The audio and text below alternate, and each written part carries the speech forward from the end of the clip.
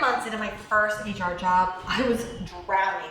I spent the day mediating a conflict between two employees who hated each other, updating a policy no one would ever read, and trying to figure out why our health insurance provider suddenly dropped an employee's coverage. That night, I came home and just sat in my car, too exhausted to even go inside. No one tells you how lonely HR can be.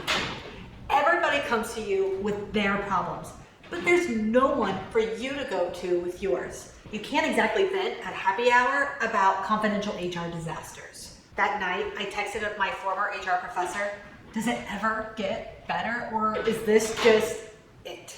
She called me right away and she said something I'll never forget.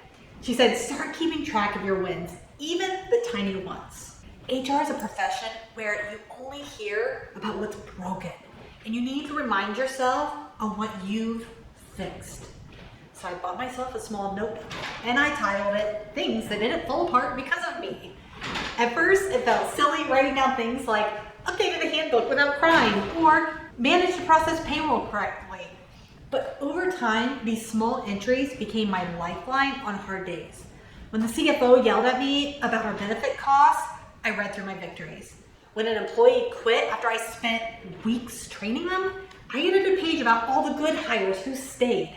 So if you're an HR department of one, feeling like you're barely keeping your head above water, start your victory journal.